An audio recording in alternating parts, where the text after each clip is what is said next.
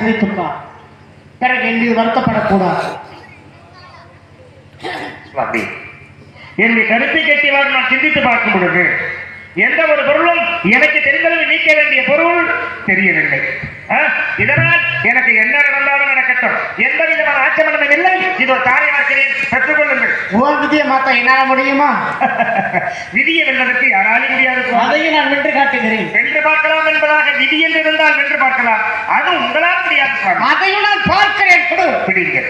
இன்று முதல் எனக்குரிய நாடு ராஜ்யத்தை நான் தங்களுக்கு நான்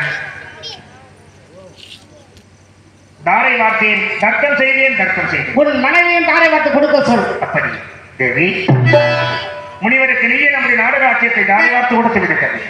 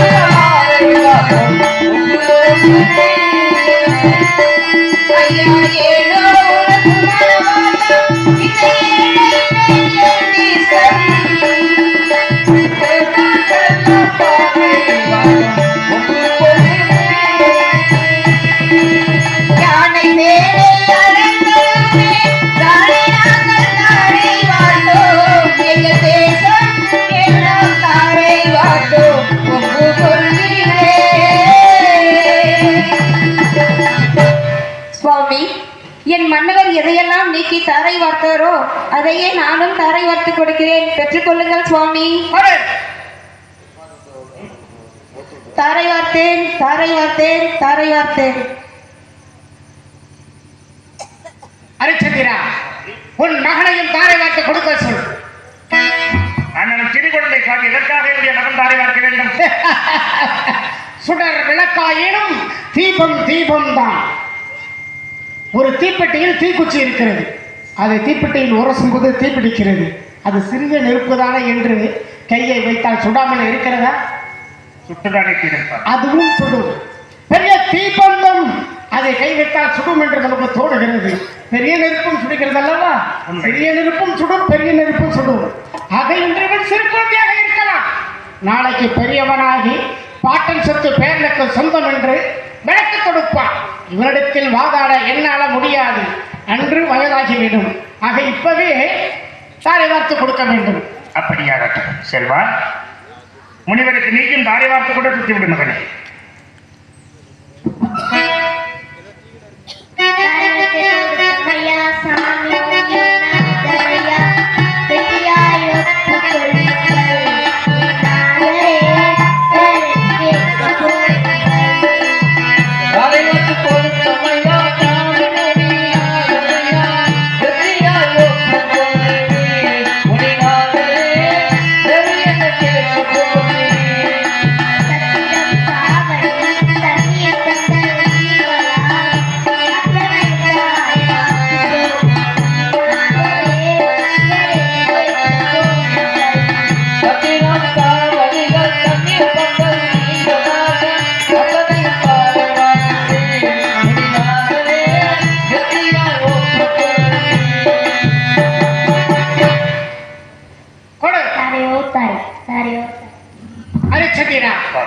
உன் மந்திரியாரையும் தாரை வார்த்தை கொடுக்க சொல். என்னுடைய அமைச்சர் எதற்காக தங்களுக்கு தாரை வார்க்கிறேன்? அமைச்சரவையில் கட்டுப்பட்டவர் தானே அவரும்? கட்டுப்பட்டவர் தான். அமைச்சரவையில் அவருக்கு பங்கு இருக்கிறதா இல்லையா? இருக்கின்றது.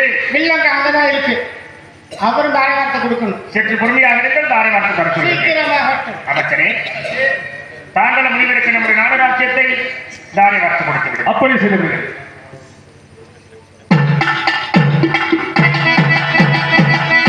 என்னடா பாக்குற? என்ன பாக்குற?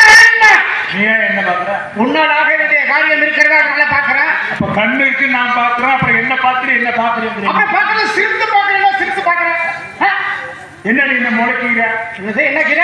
என்னையோ முறைக்கிற? சரி சரி, உங்ககிட்ட என்ன வாதாட வேண்டி இருக்கிறது? சீக்கிரம் கையில செய். கையில செய். முடியாது. சோறு திங்கிற கையில போய் செஞ்சா ஒரே நாத்தம் பண்ணாங்க. நான் என்ன செய்ய சொன்னா நீ என்ன சொல்ற? நீ என்ன செய்ய சொல்ற? நான் பார்த்துக்கிட்டு சொன்னேன். கிடைக்காது. ஏன்